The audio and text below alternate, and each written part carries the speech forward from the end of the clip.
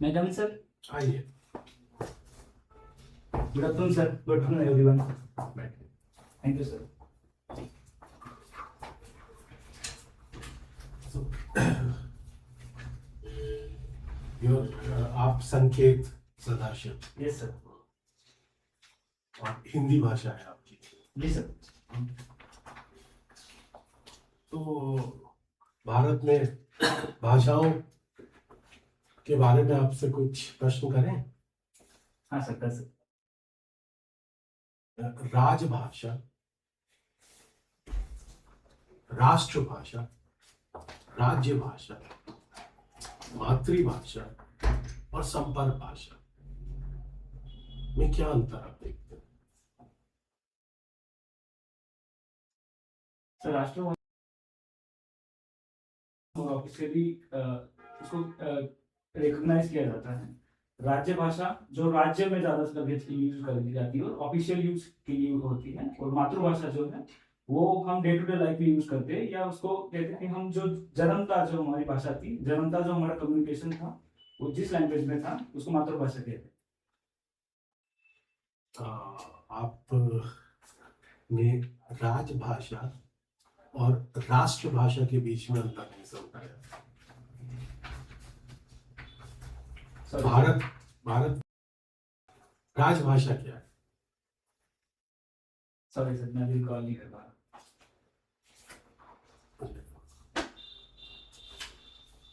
राजभाषा और राष्ट्रभाषा में अंतर है कोई? सॉरी सर, मुझे डिटेल्स नहीं पता है। अच्छा, आप डूडल क्राफ्टिंग आपका हॉबी है ना? Yes sir. इसके बारे में मैं आपसे कोई सवाल पूछूं, उससे पहले मैं जानना चाहूंगा आपसे कि कल्पना, बुद्धि और चित्त में क्या अंतर है? सर, कल्पना हमारे माइंड से निकल के आती है, बुद्धि है उसका एक एप्लीकेशन है, और जो चित्र है उसे हम फिजिकल रूप में या कागज के ऊपर बनाते हैं।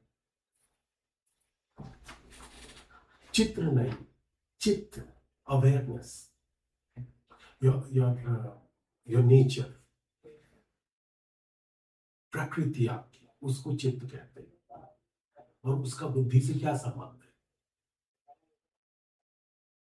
चित्र नहीं कहा मैंने, सॉरी, कहा कल्पना, बुद्धि और चित्त, यानी कि आपकी प्रवृत्ति में क्या अंतर है। और डूडल क्राफ्टिंग में आपको ये कौन सा सेंस सबसे अधिक सहयोग देता है? बुद्धि की आवश्यकता अधिक होती है, या कल्पना की होती है, या आपकी प्रवृत्तियां उत्कृष्ट होती हैं आपके तरफ? ये बता सकते हैं? कल्पना ज्यादा यूज होती है, इमेजिनेशन। एक फ्री हैंड ड्राइंग है, तो फ्री हैंड में कल्पना जो मुझे थिंकिंग होती है मेरी, इमेजिनेशन है, उसी को मैं रिफ्लेक्ट करता हूँ।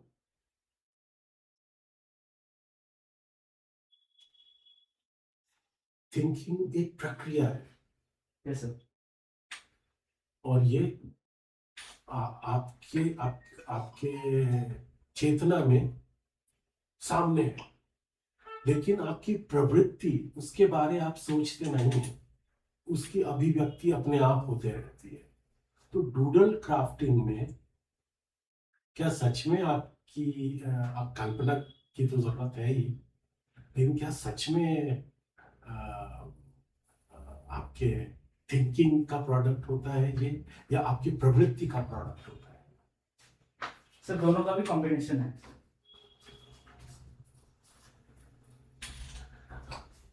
अच्छा, फास्ट रैपिड स्केचिंग, क्या आप रैपिड स्केचिंग का क्या मतलब हुआ?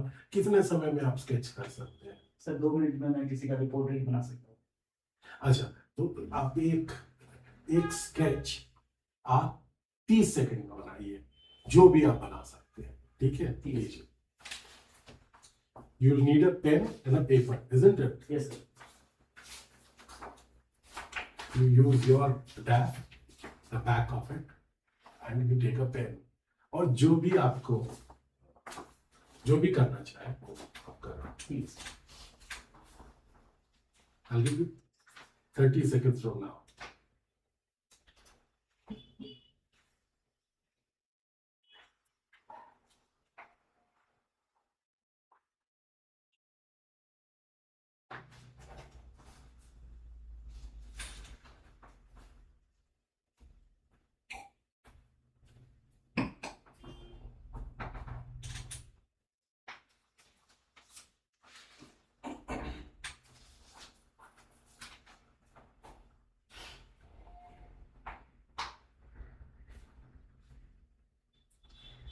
ओके।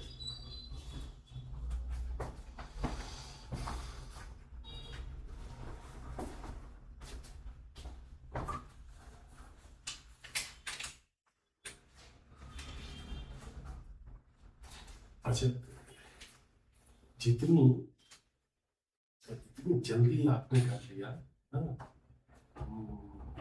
इससे मैं तो बहुत प्रभावित हूँ। Thank you sir. हाँ, क्योंकि इस तरह का काम आदमी तभी कर सकता है जब उसकी मानसिक स्पष्टता जो है वो बहुत अधिक है, तभी उसकी क्रियात्मकता और रचनात्मकता भी काम करती है। ठीक है, तो एज ए ब्यूरोक्रेट समस्याओं को देख करके मैं आपके सामने एक समस्या रखता हूं, उसका आप डूडल स्केचिंग की तरह कोई सॉल्यूशन बताइए।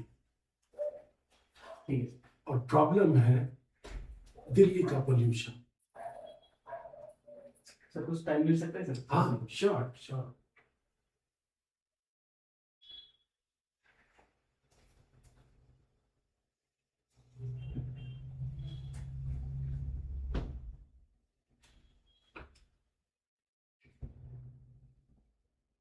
Thank you sir.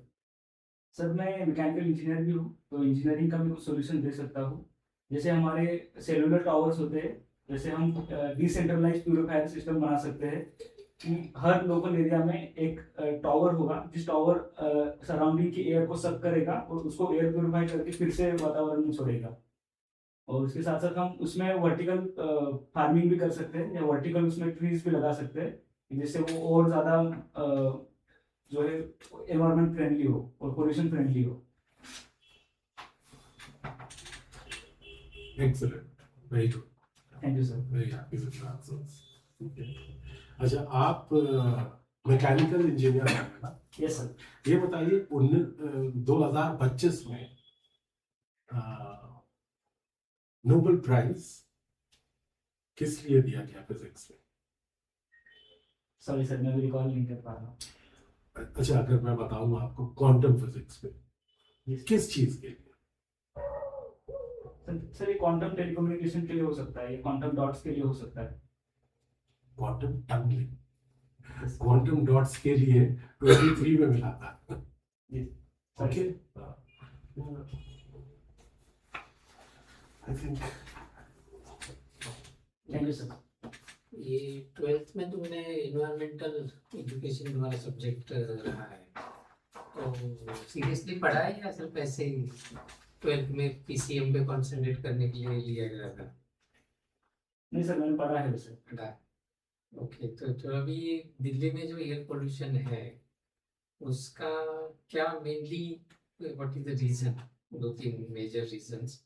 और अभी तो दिल्ली गवर्नमेंट और बाकी भी सेंट्रल गवर्नमेंट भी काफी सारे एफर्ट्स तो ले ही रही है, तो what you will differently do than the present measures?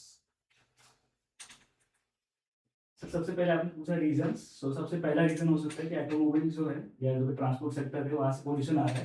Second हो सकता है कि कंस्ट्रक्शन वेस्ट जो है, कंस्ट्रक्शन सेक्टर से जो पोल्यूशन है। थर्ड है कि जो स्टबल बर्निंग है उस वजह से काफ़ी सारी जो भी PM2.5 और 10 जो है वो दिल्ली में बहकर आता है या हवा से आता है। और चौथा है कि क्लाइमेटिक रीजन, कि जिसमें जो है कोल्ड क्लाइमेट की वजह से एयर फ्लो जो है या विंड जो फ्लो है उसका कमी यहाँ होती है, तो इस वजह से यहाँ का पोल्यूशन जो है वो फ्लो नहीं हो रहा है, यहाँ पे ही जमा है। सो ये कारण है उसमें।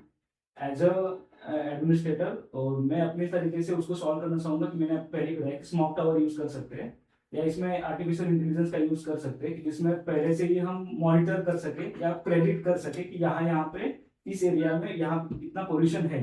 सो वहाँ पे एक रेड वार्निंग जारी की जा सकती है। सो अगर मैं करोल बाग ट्रैवल करना चाहता हूँ, सो मैं ऑलरेडी मुझे वार्निंग मिल गए कि करोल बाग में पोल्यूशन जो लेवल है वो काफी ज्यादा है, तो मैं वहाँ पे नहीं ट्रैवल अक्रॉस करना दिल्ली चाहता। ऑलमोस्ट इट इज मोर और लेस सेम, ऐसा बहुत कहीं पे कम है या ज्यादा है, ऐसा नहीं है, कहीं 300 है, कहीं इट्स 400 500।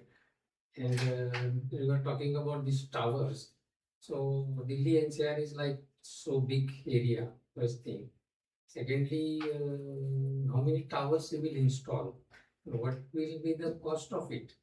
We will ये तो इंस्टॉलिंग टावर्स जो तो ऑलरेडी बीजिंग में कहीं पे लगाने की उन्होंने कोशिश भी की थी, बट ये टावर लगाने का आइडिया कोई नया तो है नहीं। अभी यहाँ पे जो बैठे हैं उनको भी तो पता है कि अब वो टावर लगाए जा सकते हैं, तो इसके बावजूद भी वो लगा नहीं रहे, क्या रीजन हो सकता है उसका? सर इसमें सबसे बड़ा रीजन है एफिशिएंसी, एनर्जी एफिशिएंट होनी चाहिए। फिर उसके बाद है उसका डिजाइनिंग, डिजाइनिंग में उसकी कैपेसिटी इतनी होनी चाहिए कि 1 घंटे में यहाँ का जो लोकल सराउंडिंग है वहाँ के एरिया को वो सब कर सके, अगर वो नहीं कर पा रहा है। कहाँ से लाओगे सर इसमें what you will be differently doing? इसमें जो फैन यूज होता है उसकी स्पीड को या उसकी डिजाइन को चेंज किया जा सकता है, जिससे उसका एयर सक्शन जो फ्लो है वो ज्यादा हो सके। ठीक, ओके, what else? तो दूसरा उसको रिन्यूएबल एनर्जी से चालू किया जा सकता है कि जिसमें सोलर अगर हम प्यूरिफायर ठीक है, लगाएंगे। टावर का हो गया, what efforts, what else you will do? Sir हम ट्रैफिक कंजेशन को कम कर सकते हैं। सबसे पहली समस्या है पार्किंग की। सो वर्टिकल पार्किंग किया जा सकता है जिससे रोड के ऊपर कंजेशन कम हो, ट्रैफिक कम हो, जिससे पोल्यूशन की और ज्यादा कमी हो सकती है।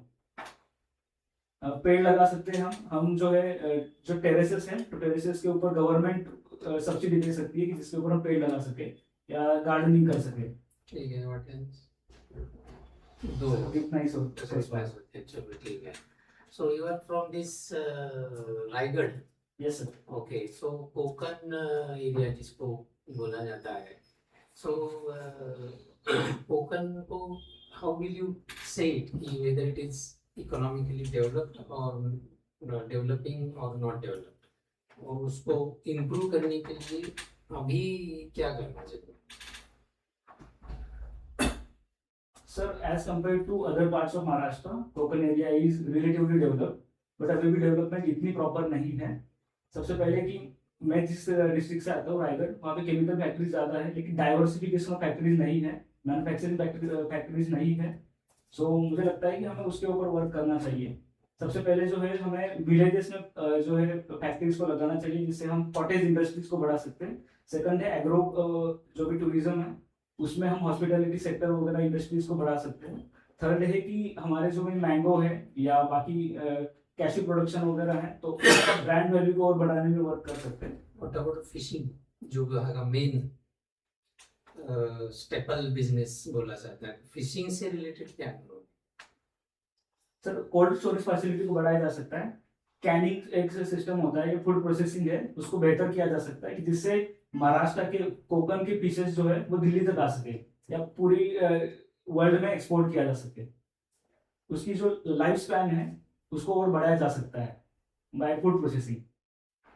How about tourism, how it is, what you will do differently to develop the tourism? तो टूरिज्म के लिए पहले तो हॉस्पिटैलिटी का भी जो इंफ्रास्ट्रक्चर है उसको बेहतर किया जा सकता है, रोड कनेक्टिविटी को और बेहतर किया जा सकता है, सोशल मीडिया का यूज किया जा सकता है कि जिसमें हम पुणे या मुंबई से कुछ प्लान्स या टूरिज्म के आइडिया या टूरिज्म का भी एक कस्टमाइज प्लान्स को ला सकते हैं। चौथा है कि फोर्ट वगैरह है तो वहाँ पे कल्चरल प्रिजर्वेशन एक्टिविटीज करनी चाहिए हमें। फिर बीचेस है तो उसमें क्लीनलीनेस या अवेयरनेस एक्टिविटी वहाँ पे होनी चाहिए और वहाँ के जो लोकल्स हैं उनको ट्रेनिंग देना चाहिए। ये कोलैप्सिबल कुछ हेलमेट तुमने बनाया था, so what is that, what idea is that? Sir जो हमारा नॉर्मल हेलमेट होता है उसका साइज बहुत ज्यादा होता है, वो बल्की होता है, सो उसको कैरी करना काफी ज्यादा डिफिकल्ट होता है। सो मैंने एक ऐसा हेलमेट बनाया जो हम नॉर्मली यूज कर सकते हैं, यूज करने के बाद उसको फोल्ड करके बैग में कैरी किया जा सकता है। उसका 50% वॉल्यूम रिडक्शन है, सो उसको बाइक की डिक्की में भी कैरी किया जा सकता है. सो पोर्टेबिलिटी का प्रॉब्लम मैंने सॉल्व किया. So your focus is on the comfort to the carrying, not the safety. Sir ISI की जो भी सर्टिफिकेशन है या जो भी नॉर्म्स है उसको ये फॉलो करता है. अच्छा, so that safety also measure has been considered. Yes sir. Road accidents India में इतने ज्यादा होते हैं. What is the reason and what you will do differently to reduce it? Sir सबसे पहला रीजन है कि रास्तों की जो हालत है वो काफी खराब है. दूसरा है बिहेवियर रीजन, लोग रूल्स को फॉलो नहीं करते. और थर्ड है कि हमारी जो भी पुलिस या ट्रैफिक एजेंसीज हैं वो अभी भी लॉ को इतने अच्छे से इन्फोर्स नहीं कर पा रही है. सो इसमें तीनों रीजंस होते हैं और तीनों स्टेक होल्डर्स का उसमें योगदान है. फ्रॉम माय साइड मैं चाहूंगा कि रोड जो भी इंफ्रास्ट्रक्चर है उसको और बेटर किया जाए. इसमें रोड प्लानिंग का जो भी कंसेप्ट होता है, रोड इंजीनियरिंग का कंसेप्ट होता है, उसको और बेहतर किया जाए. सेकंड होता है कि अवेयरनेस फैलाई जाए और रूल्स को और ज्यादा एनफोर्स और सख्ती से एनफोर्स किए जाए. ठीक. Thank you sir. सो अभी आपने सिविल एविएशन का क्राइसिस देखा था अभी Yes. First week of December में. तो एज ए एडमिनिस्ट्रेटर आपकी क्या लर्निंग थी सिविल? तो सबसे पहले जो गवर्नमेंट ने DGCA ने जो रूल्स बनाए थे तो उसको प्रॉपरली इम्प्लीमेंट किया गया है या नहीं उसके ऊपर एक जो भी है ध्यान नहीं रखा गया. दूसरी साइड में जो एविएशन जो भी चलाने वाले हैं इंडिगो जो है उनकी तरफ से कैजुअली लिया गया और प्रॉपरली प्लान्स नहीं बनाए गए. सो आई थिंक ये प्लानिंग का फेल्यूर है और जो ओवरसाइट रखना चाहिए था गवर्नमेंट को वो फेल्यूर है. सो ये सीख मिलती है हमें. तो अगर आपको एक कमिटी का चेयरमैन बना दिया जाए इस सेक्टर की ओवरसाइट को ठीक करने के लिए तो क्या रिकमेंडेशन आप देंगे इसको सेक्टर को बिल्कुल आगे फ्यूचर में ऐसे ना दोहराया जाए इसकी? सर इसमें जो एविएशन मिनिस्ट्री है और जो भी रन कर रहे हैं एयरक्राफ्ट्स को सो उनका एक सिंगल पोर्टल होना जरूरी है जिसके ऊपर बाकी जो भी चैलेंजेस आते हैं जो भी प्रॉब्लम्स है उसको वहाँ पे वो अपलोड करेंगे और उसको दोनों स्टेक होल्डर मिलकर सॉल्व करेंगे. दूसरा है कि ये गवर्नमेंट का एक एजेंट या गवर्नमेंट का एक जो भी वर्क या भी कोई ऑफिसर है उसको उस कंपनी में होना चाहिए बोर्ड मेंबर के थ्रू या बोर्ड मेंबर की तरह जो उनके ऊपर ध्यान रखे और उनका ओवरसाइट बना दे. वहाँ पे एक बंदा रहेगा. अच्छा ये बताइए कि हमारा जैसे इलेक्ट्रिसिटी सेक्टर 3 हिस्सों में बटा हुआ है, जनरेशन, ट्रांसमिशन, डिस्ट्रीब्यूशन. तो डिस्ट्रीब्यूशन जो सेक्टर है उसमें क्या चैलेंजेस आपको दिखते हैं? तो पहले तो formality of the distribution, informal metering या इनफॉर्मल जो कहते हैं डिस्ट्रीब्यूशन है उसको पूरी तरीके से सॉल्व करना चाहिए. दूसरा है कि बिलिंग सिस्टम में कुछ सुधार ला सकते हैं कि एडवांस बिलिंग हो और बिलिंग में कुछ जो समस्या होती है ग्रीवेंस रिड्रेसल होता है उसके ऊपर बेहतर तरीके से वर्क किया जा सकता है. फिर जो ट्रांसमिशन लॉस है उस ट्रांसमिशन को लॉस को और ज्यादा कम किया जा सकता है. ये अगर आप एक डिस्ट्रिक्ट के कलेक्टर हैं और आपको सूचना मिली कि यहाँ साइक्लोन आने वाला है तो उसमें आप प्रिपरेशन में क्या क्या चीजें करेंगे साइक्लोन प्रिपेयर्डनेस की? सर सबसे पहले मैं सोशल मीडिया के ऊपर वार्निंग जारी करूंगा जिसमें मैं बताऊंगा कि हमें क्या करना चाहिए और क्या नहीं करना चाहिए. सेकंड है कि मेरे पास सारे रिसोर्सेस डिजास्टर मैनेजमेंट के सारे रिसोर्सेस रेडी होने चाहिए. मैं अपने हायर अथॉरिटी को भी कंसल्ट करूंगा. इसमें NDRF है, SDRF है और उनको पहले से ही बता के रखूंगा कि हमारे यहाँ ये दिक्कत हो सकती है. सो सारे जो फोर्सेस है वो तैनात रहे और इसके साथ साथ हम फंडिंग के लिए भी उसमें वर्क कर सकते हैं कि एक फंड बनाया जाए इमरजेंसी फंड जिसको हम यूज कर सके in case of any emergency. और कोई स्पेसिफिक जैसे क्योंकि वल्नरेबल पॉपुलेशन है उनके लिए सोचना पड़ता है उसमें क्या करेंगे? सर ऑफिसर्स को तैनात करेंगे और कुछ इंफ्रास्ट्रक्चर एक टेम्पररी इंफ्रास्ट्रक्चर बनाया जाएगा शेल्टर होम्स की तरह कि अगर उनको हम वहां से रिलोकेट कर सके तो उनको बेहतर तरीके से बचाया जा सकता है. ठीक. Thank you sir. आप महाराष्ट्र से यस सर. आपने मराठी क्यों नहीं चुना, हिंदी भाषा क्यों इंटरव्यू? सर मैं पिछले 1-2 साल से दिल्ली में रह रहा हूँ सो मेरी थिंकिंग लैंग्वेज हिंदी हो रही है. सो आई थिंक मैं ज़्यादा कंफर्टेबली बोल पाऊंगा हिंदी में. तो मराठी में जो ट्रांसलेटर है, सो आई थिंक कि इसमें ट्रांसलेशन का लॉस हो सकता है, so I think Hindi will be more direct. Hindi के लिए ट्रांसलेटर रहेगा ही। तो अभी मुझे जब आपसे बात कर रहा हूँ, मुझे लग रहा है कि हमारी राष्ट्रभाषा लैंग्वेज इंग्लिश होनी चाहिए, हिंदी नहीं होनी चाहिए। आपका क्या ओपिनियन है as a sociologist? Sir language किसी भी इंसान की जो भी पर्सनालिटी है या जो भी कम्युनिकेशन है उसको काफ़ी ज़्यादा अफेक्ट करती है। सो आई थिंक हम नेचुरली जो भाषा बोल पाए और एक कम्युनिकेशन जो जिस भाषा में अच्छा हो रहा है हमें उसको ज़्यादा प्रायोरिटी देनी चाहिए। अगर हिंदी शुद्ध हिंदी से अच्छा है और ये शुद्ध इंग्लिश से अच्छा है कि हम इंग्लिश लैंग्वेज में अगर ज़्यादा नेचुरली और ज़्यादा अच्छे तरीके से अगर कम्युनिकेट कर पाते हैं, so I think English is best. तो उसमें तो हम भाषा की डिसरिस्पेक्ट भी हो रही है, और भाषा का जो एक प्योरिटी है, कोई भी हो भारतीय भाषा, उसका अभिमान जो होता है, उसके बारे में लगाव होता है, वो नहीं रहेगा। अगर मीडिया में भी आप देखोगे इंग्लिश का यूज होता है, मराठी मीडिया में भी देखोगे इंग्लिश शब्द उसके प्रतिशब्द नहीं आते हैं, तो उस केस में तो हम बिल्कुल अपोजिट कर रहे हैं। तो राष्ट्रभाषा जो ऑफिशियल लैंग्वेज है अपना कॉन्स्टिट्यूशन में बोला है हिंदी को प्रमोट करो, उसके खिलाफ जा रहे हैं ना? आपको क्या लगता है? हाँ सर, ये हो सकता है कि हमारा जो कल्चर है वो डिसइंटीग्रेट हो रहा है, ऐसे कुछ एलिगेशन लग सकते हैं, लेकिन भाषा का काम ही है कम्युनिकेट करना। अगर हम बेटर कम्युनिकेट कर पाते हैं तो आई थिंक ये प्रॉब्लम नहीं होनी चाहिए। रिसेंटली महाराष्ट्र से एक 19 साल के युवक ने देवव्रत रेखे, काफी न्यूज में था, पीएम ने भी उनको अप्रिशिएट किया था कि दंडक्रम पारायण किया काशी में। तो शुक्ल यजुर्वेद का दंडक्रम पारायण, ये होता क्या? दंडक्रम क्या होता है? सॉरी सर, मैं इसके बारे में कुछ अवेयर नहीं। तो अब ये तो ट्रेडिशन है, वैदिक ट्रेडिशन हुआ। 19 साल के युवक ने इसको रट लिया, तो कुछ एलिगेशन ऐसे भी कि रट के इसका फायदा क्या है देश को? आपके जैसा कोई पेटेंट नहीं निकाले, इनोवेशन करना है तो ही देश को फायदा है। तो ये दो अलग अलग राय है। एक जगह पे देश के प्रधानमंत्री बोलते हैं कि ट्रेडिशन से इसका प्रिजर्वेशन होना चाहिए, दूसरे ओर ऐसे भी है मत प्रवाह जो बोलते हैं कि इसका कुछ फायदा नहीं है, ऐसी चीज होनी नहीं चाहिए। एक सोशियोलॉजी के स्टूडेंट के तरीके से आपकी राय क्या है इसमें? आप कौन सा स्टैंड लोगे? सर ये एक स्पिरिचुअल कंजर्वेशन का एफर्ट हो सकता है। सो आई थिंक किसी भी कल्चर में या किसी भी सिविलाइजेशन में स्पिरिचुअलिटी का काफ़ी योगदान होता है।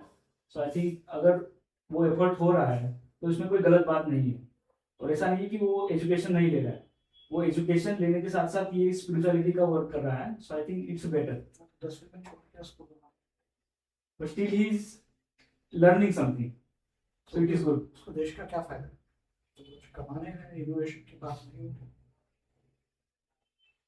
सॉरी सर, इसके बारे में मुझे ज़्यादा नहीं पता। Thank you sir.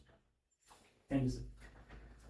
सर संकेत, आपकी मातृभाषा मराठी है, आप हिंदी में इंटरव्यू दे रहे, तो अभी रिसेंटली महाराष्ट्र में जो त्रिभाषीय सूत्र था उसको विरोध किया गया था। क्या आपको लगता है कि महाराष्ट्र भाषावाद की तरफ झुक रहा है? सर 95% लोग जो है अभी भी भाषावाद में अभी भी ज़्यादा इन्वॉल्व नहीं है, और फ्रॉम माय ओपिनियन मुझे लगता है कि त्रिभाषी जो सूत्र है, 3 लैंग्वेज पॉलिसी, वो बेहतर है। मैं उसका एक बहुत अच्छा रिजल्ट हूँ। मैं मराठी भी बात कर सकता हूँ, लिख भी सकता हूँ, हिंदी में भी बात कर सकता हूँ, इंग्लिश में भी बात कर सकता हूँ। सो मैं पैन इंडिया में अच्छी तरीके से कम्युनिकेट कर पाता हूँ, और I think language should be voluntary और उसको फोर्स नहीं करना चाहिए। महाराष्ट्र में जो विरोध हुआ उसका मूल कारण क्या था? सर इसमें जॉब लॉस या कल्चरल लॉस को एलिगेट किया जाता है, या उसको समझा जाता है कि हमारा अगर लैंग्वेज चला जाएगा सो हमारा जो कल्चर है वो भी डिसइंटीग्रेट हो जाएगा। सो ये जो फियर है, इस फियर की वजह से ये हो रहा है। तो एक आकांक्षी प्रशासक के रूप में इसका समाधान आप कैसे देंगे? तो सबसे पहले लैंग्वेज जो है उसका एक डेफिनेशन है कि वो कम्युनिकेशन है। तो कम्युनिकेशन अगर बेटर हो रहा है तो लैंग्वेज का दिक्कत नहीं होना चाहिए। यही संदेश मैं अपनी जो भी सिटीजन है या बाकी लोग जो है उनको पहुंचाऊंगा। और कुछ? और मैं तीनों लैंग्वेजेस को प्रमोट करना चाहूँगा, तो सारी लैंग्वेजेस को प्रमोट करना चाहूँगा। जो भी वायलेंस है या जो भी एक देखा जाता है कि गुंडागर्दी वगैरह होती है, सो उसको मैं रोकना चाहूंगा। अभी जैसे आजादी के बाद भाषा और प्रांत रचना की गई थी, क्या आपको लगता है वो बहुत बड़ी गलती हो गई है? नहीं सर, बिल्कुल नहीं है, क्योंकि आंध्र प्रदेश की जो भी रचना हुई थी या उसका जो निर्माण हुआ था, आंध्र प्रदेश और बेहतर तरीके से वर्क कर पाया। लैंग्वेज जो है लोगों को कनेक्ट करने का काम करती है, अगर लोग कनेक्ट होंगे तो वो डेवलपमेंट के लिए ज्यादा मोटिवेट होंगे। अगर वो तेलंगाना मोटिवेट क्यों हो, हो गया? सॉरी सर, फिर तेलंगाना क्यों आ गया? सो वो चाहते थे कि और तरीके से बेटर हो जाए, या उसमें एडमिनिस्ट्रेटिव के भी चैलेंजेस हो सकते हैं। तो आपको नहीं लगता कि प्रांत एक प्रशासकीय इकाई है, तो प्रशासन की जो आपकी जरूरत है उस हिसाब से प्रांत पर रचना होनी चाहिए थी? तो प्रशासन के हिसाब से भी होनी चाहिए, लैंग्वेज के हिसाब से भी होनी चाहिए, क्योंकि कल्चर भी मैटर करता है। अगर लोग ज्यादा कोहेसिवली अगर बॉन्डेड होंगे तो बेहतर तरीके से मोटिवेट होंगे, बेहतर तरीके से और डेवलप कर पाएंगे। अभी आप समाजशास्त्र के एक विद्यार्थी, एक ही राज्य में जैसे महाराष्ट्र की भी अगर बात करेंगे तो एक भाषा के अंदर बहुत सारी बोलियां होती है, लेकिन देखा जाता है कि किसी एक जगह की जो बोली होती है, एक क्षेत्र की बोली होती है, उसको ऊंचा माना जाता है, बाकी बोलियों को नीचा समझा जाता है। ये महाराष्ट्र में भी होता है। तो एक समाजशास्त्र के विद्यार्थी होने के नाते इसके पीछे की मानसिकता क्या है, कारण क्या है, और एक जो आकांक्षी प्रशासक है आप, तो आप क्या समाधान देना चाहेंगे? सर, जो ये लैंग्वेज का जो हायरार्की है, उस लैंग्वेज के ऊपर डिपेंड नहीं है, वो हिस्टोरिकली भी चलता आता है, इकोनॉमिक कंडीशंस और पॉलिटिकल कंडीशन से भी अफेक्ट होता है। ऐसा माना जाता है कि जो कम्युनिटी, जो ग्रुप पॉलिटिकली और इकोनॉमिकली ज्यादा हायर पोजीशन पे है, हायरार्की के ऊपर है, उनकी भाषा को और ज्यादा बेहतर माना जाता है। फॉर एग्जाम्पल ब्राह्मण, तो संस्कृत भाषा ब्राह्मण ज्यादा यूज करते थे, तो संस्कृत भाषा को सबसे ऊपर रखा गया था। लेकिन फ्रॉम माय ओपिनियन ऐसा हायरार्की नहीं होना चाहिए। तो समाधान क्या दे सकते हैं उसके लिए? सर, इक्वालिटी, जो भी एडमिनिस्ट्रेशन है वो सारी लैंग्वेजेस को इक्वली ट्रीट करे। कॉन्स्टिट्यूशन भी और जो भी हमारी लेजिस्लेशन है, जो भी जुडिशरी है, वो भी सारी लैंग्वेजेस को इक्वली ट्रीट करे। यही उसका समाधान हो सकता है। अभी गवर्नमेंट ने एक प्रपोज किया है न्यूक्लियर एनर्जी बिल, तो उसके बारे में आप कुछ जानते हैं? सर, मैं ज्यादा डिटेल नहीं जानता, लेकिन मैं इतना जानता हूँ कि उसमें प्राइवेटाइजेशन ऑफ न्यूक्लियर एनर्जी को ज्यादा प्रायोरिटी दी गई है। तो आपको क्या लगता है, प्राइवेट सेक्टर को अलाउ करना चाहिए न्यूक्लियर फील्ड में?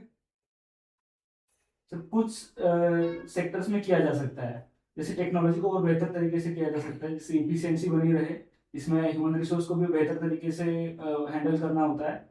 और फिर जो भी गवर्नमेंट के लिमिटेशंस है उसको प्राइवेट सेक्टर फील कर सकता है, क्योंकि गवर्नमेंट जो है फिर मेन प्रायोरिटी के ऊपर रहेगा और मेन जो भी वर्क है एनर्जी सेक्टर में यूज करेगा, लेकिन रिफाइनिंग में या बाकी जो भी छोटी छोटी चीजें उसमें प्राइवेट सेक्टर को लाना चाहिए, वो ज्यादा एफिशिएंट होते हैं। लेकिन अगर कोई न्यूक्लियर बड़ा एक्सीडेंट होता है तो सर, इसके लिए रेगुलेटरी और बाकी इन्फोर्समेंट क्या रूल्स बनाए जा सकते हैं, जो गवर्नमेंट उसको ओवरसाइट करेगी। कोई पहले से कोई कानून है इस चीज के लिए? सॉरी सर, मैं इसके डिटेल नहीं हूँ। Thank you sir. Give us 30 seconds. We'll call you back. Thank you sir, thank you all. तुम्हारे पिछले वाला रिजल्ट आया हुआ है? हाँ सर। जो लास्ट रिजल्ट अवेटेड लिखा है हाँ सर, आया। आया, यू डिडंट क्वालिफाई। नहीं सर।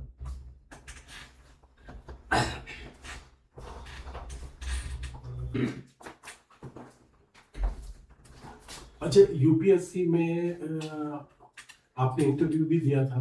ये सर, लास्ट ईयर हाँ, तो कितना आया था उसमें? 155 था। 155। भाषा क्या था आपका? हिंदी था। Last year. और इंटरव्यू के बाद आपको कैसा लगा था कि कैसा इंटरव्यू किया? ऐसा खराब गया था, मैं अंदर जाके नर्वस हो गया था। खराब हो गया इसलिए कि आप नर्वस हो गए? नर्वस हो गए इस वजह से, काफी मैं अच्छे से आंसर ही नहीं दे पा रहा था। मेरा स्ट्रक्चरिंग ही प्रॉपरली खराब हो गया था शुरुआत से ही। आज का कैसा रहा आपका? सर, आज का भी आपने जो शुरुआत में क्वेश्चन पूछे, इससे मेरा थोड़ा स्ट्रक्चर बिगड़ता चला गया, लेकिन फिर बाद में मैंने संभाल लिया, लेकिन और बेहतर आंसर दे सकता था। हाँ नहीं, आपने मेरे अनुसार आपने बहुत अच्छा जवाब दिया कि मुझे नहीं पता है, and that is accepted. ठीक है, because we are not testing your knowledge, we are testing your personality. Some questions are meant to bother you and see your response, how you handle it. Bureaucracy में you will not get the same kinds of problems. You will get problems which nobody has faced. ठीक है? Yes, sir. तो और हम लोगों को जैसे ये भी समझ में नहीं आया कि Hindi is not your mother tongue, right? You can speak in English. You must be more fluent in Marathi. Why have you chosen Hindi as a language for your interview? Now, if you have done that, then do you have any understanding of the language? So this is expected. An understanding of राजभाषा और राष्ट्रभाषा में आपको फर्क नहीं समझना। देखिए राजभाषा जो है वो राजकाज की भाषा है, एडमिनिस्ट्रेशन की, और ये हमेशा थोपी जाती है, इसका जनता से कोई मतलब नहीं। ठीक है, जो आपके इजराइल, हाँ, वहां पे इजराइलीज को बसाया गया, जर्मनी से जो आए थे वो जर्मन बोलते थे, वहां से जो आए फ्रेंच बोलते थे, फ्रांस वाले, और सबने हिब्रू अडॉप्ट किया। दैट वाज बिकॉज ऑफ वो हमारा राष्ट्रभाषा। You see, it is not. अभी हिंदी से पहले अभी भी हिंदी राजभाषा के रूप में पूरी अडॉप्ट नहीं हुआ है। If you write an application in Hindi addressing the Supreme Court for justice, it will be rejected because the official language of Supreme Court is not Hindi. It is still English. Yes, sir. ठीक है, हमारे यहाँ हिंदी के साथ अंग्रेजी भी है, only to calm down political opposition. ठीक है, लेकिन राष्ट्रभाषा वो आपकी संस्कृति से जुड़ी हुई है, वो जनता से जुड़ी हुई है, वो हमारे सांस्कृतिक आभासों, अनुभूतियों से जुड़ी हुई है। उसका विकास जो होता है वो संस्कृत निष्ठ विकास अगर हम करेंगे तो उसे एक अभिजात्य वर्ग के हाथ में डाल देंगे, वो नहीं कह रहा हूं।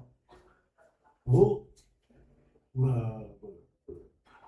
सारी क्षेत्रीय भाषाओं से भी वो विकसित हुई है, लेकिन वो एक अनुशासन को फॉलो करती है, उसका अपना एक लिटरेचर।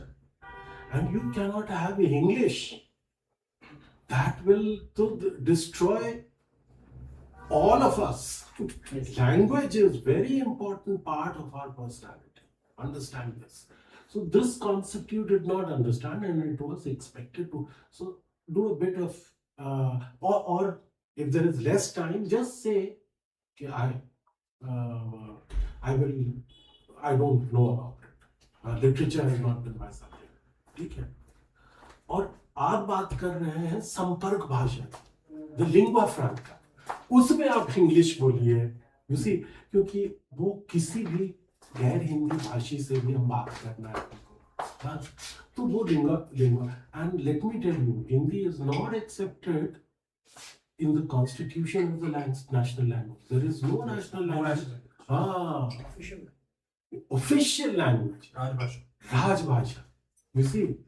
और states can also have their, Sanskrit is the official language of which state? Uttarakhand, ठीक है। तो बिकॉज स्टेट्स वो राज्य भाषा, और भाषा पॉलिटिकली इतना डायनामाइट की तरह है कि पहले हमारे यहाँ तो states have gone on the basis of on linguistic basis, you see, starting from Andhra Pradesh, right? And now you have a country which has been established. Which country? Sorry, sir. Bangladesh. Yes, sir. Bangladesh is on Bengali. You see, and that is why they are claiming Greater Bengal. They are claiming parts of Indian Bengal. So it's a political issue. So you must understand this. Baki, I found you very creative, proliferative in ideas, and as a bureaucrat, you are required to do that and experiment out. Innovation is very much required in the bureaucracy, and you will be welcome for that, and you've done something in that. ठीक है? अच्छा, secondly जहाँ पे देखो, जहाँ mental clarity ना हो ना, वहां पे बोलो कि सर मुझे ठीक से तो नहीं पता, लेकिन अगर आपकी अनुमति हो तो मैं प्रयास कर सकता हूँ जवाब देने का, तो हम समझेंगे कि हाँ ये आपको नहीं आता था। अदरवाइज हम ये समझेंगे कि आप हमको बेवकूफ बनाने की कोशिश कर रहे हैं विदाउट नोइंग। दोनों में अंतर है ना। Yes sir. So you should be clear about yourself. ठीक है सर। बाकी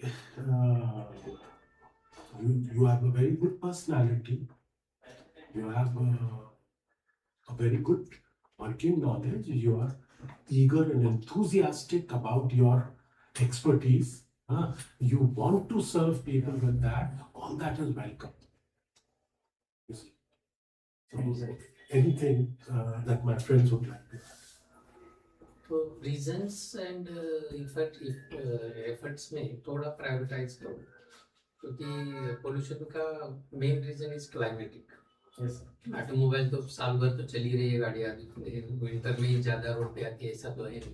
पराली वो खत्म हो गया, बहुत ज़्यादा अभी जला भी नहीं रहा है। क्लाइमेटिक विंटर क्लाइमेटिक का जो ये है जोग्राफिकल लोकेशन ऑफ दिल्ली, उसमें वो ज़्यादा विंटर में वो है, that should be the first, and then फिर ऑटोमोबाइल ये वो बाकी एंड एफर्ट्स में ऐसा कोई बहुत ज़्यादा यू कैन डू। जो भी मैक्सिमम उसमें ये आंसर कर सकते हो कि जो भी maximum time we are doing, but still we can do some research and to, क्योंकि उन्होंने वो सीडिंग क्लाउड सीडिंग का भी वो भी फेल हो गया। सो उसमें ये बोले कि whatever we are trying best ourselves, कि तुम आके कोई ऐसा फट से पोल्यूशन कम होने वाला ऐसा नहीं है, तो उसको थोड़ा ठीक से हैंडल करो कि क्या किया जा सकता है। रोड एक्सीडेंट्स में जो है, रोड तो अभी मोर और लेस काफ़ी ठीक हो गए इंडिया में, वो मेन रीज़न थोड़ा ये है। मेन तो डिसिप्लिन, जो मतलब अपने यहाँ पे लाइसेंसेस ऐसे ही घर पे मैं बैठूँ और मेरे को लाइसेंस मिल जाएगा, तो डिसिप्लिन जो रोड पे है वो इम्पोर्टेंट है एक्सीडेंट्स के लिए।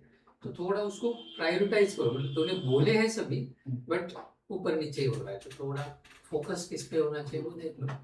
लैंग्वेज जो है, तुम्हारा लँग्वेज के ऊपर काफी स्ट्रेस रहेगा इंटरव्ह्यू, कारण मराठी असताना तो इंग्लिश मध्ये शिकलेला असताना सुद्धा हिंदी का म्हणजे there is no logic for this, म्हणजे मला तर लॉजिक समजत नाही की म्हणजे का हिंदी का, म्हणजे what is the logic behind it.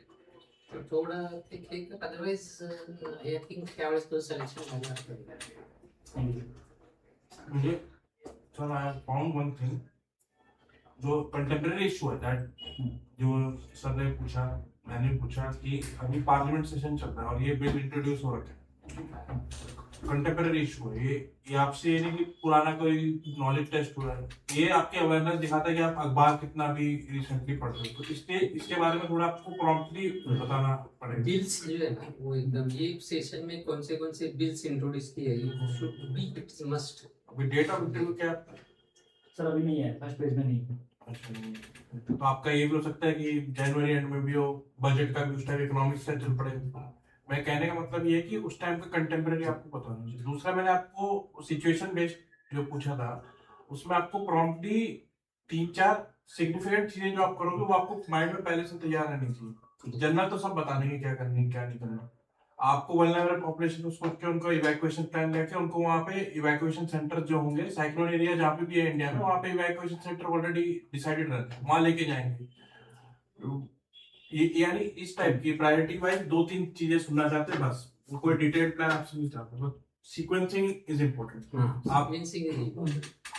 आपने सोशल मीडिया का कहा वो इम्पोर्टेंट है, अवेयरनेस जनरेट कर दो, उसके बाद आपने कहा कि फिर वल्नरेबल पॉपुलेशन को कैसे वो अपने दिमाग में सीक्वेंसिंग तैयार की। और कंटेम्प्रेरी इशू कॉन्सेप्ट का जैसे बताया कि आपका जो लैंग्वेज का जो है वो थोड़ा एक बढ़िया ब्रश थ्रू कर लेना, क्योंकि ये मेरे को भी समझ नहीं आया कि यहाँ पे, और आपने कहा कि मैं 1 साल 2 साल से यहाँ दिल्ली में रह रहा, तो मेरी थिंकिंग लैंग्वेज हिंदी हो गई, ये You मेरे are को saying थोड़ा 20 years you are in Maharashtra. अटपटा लगा, क्योंकि आप जो भाषा में पले बड़े हो ना, थिंकिंग लैंग्वेज वही रहती है, बहुत मुश्किल है कि वो बदल जाए एक साल 2 साल, Very true. तो वो थोड़ा देखिए। और अभी जो एयर पोल्यूशन के बारे में स्पेसिफिक बोल रहा है, good solutions and innovative solutions है, बट कॉस्ट भी है उसका। एक सिंपल सॉल्यूशन जो पॉलिसी सर्कल्स में डिस्कस किया जाता था या जाता है, 10-12 साल पहले पंजाब हरियाणा बेल्ट में जो क्रॉप साइकिल था ना, वो 15 दिन पहले का था। For benefit of farmers it was shifted by 15 to 20 days। तो उसकी वजह से क्या हुआ, जब विंड नहीं है उस वक्त पराली जलाया जा रहा है, शिफ्टेड अ बिट अर्लियर, तो ये जो वहां से पोल्यूटेंट्स का आने का जो प्रमाण है वो कम हो जाएगा। Okay, this has been discussed और टॉक्ड अबाउट, बट इसको इम्प्लीमेंट करना आसान नहीं है, because ultimately farmers will say कि हमारा तो नुकसान होगा, पॉलिटिकली चैलेंजिंग बन जाएगा। But this was done very earlier. आप एक बार उसकी हिस्ट्री में देख लेना कि कब हुआ था ये। This can be a practical easy solution to do. ठीक है। दूसरा, ये दंडक्रम प्राणायाम जो है, पारायण जो होता है, तो उसमें क्या है कि आप particular change of sequence pattern में 1 2 3 1 2 3 4 4 3 2 1, ठीक, उसमें पैटर्न, उसी पैटर्न के साथ, उस क्रम के साथ कर रहे हैं, इसमें दंडक्रम। This has been done as reported. Only this is the third time this has been done in the history. Yes, sir. And he is a person from Maharashtra, so should be very aware. And don't think tradition and innovation is antithetical, though I am posing it as a question. आपको जब मैं पूछ रहा हूँ कि आप as a sociology student, तो आपसे एक्सपेक्ट है कि सोशियोलॉजिकल एंगल्स होता है। कोई आप थिंकर, इंडियन थिंकर लगता है, आप चाहे तो उसको कोट कीजिएगा, जिन्होंने इनके बारे में कुछ बोला होगा, साइंस वर्सेस ट्रेडिशन की बात आती है ना, तो वहां पे थोड़ा सा 1-2 लाइन में भी बोल दो, सॉल्यूशन मिल जाएगा। ठीक है, बाकी ऑल गुड। आपके जो सॉल्यूशंस है, आपका जो है लैंग्वेज, हाथ के जेस्चर्स थोड़ा आखिरी में कम रखना पॉसिबल है तो, बट अदरवाइज ऑल गुड। थोड़ा sit straight 90 degree, थोड़ा आगे थोड़ा posture और देख लेना, it's very common thing. Whatever relaxed and natural is to you, वैसे, but you should sit straight. Straight. Age, energy, innovation, knowledge is on your side, use that. ठीक है, all the best sir. Thank you, sir. Sir कैसा है?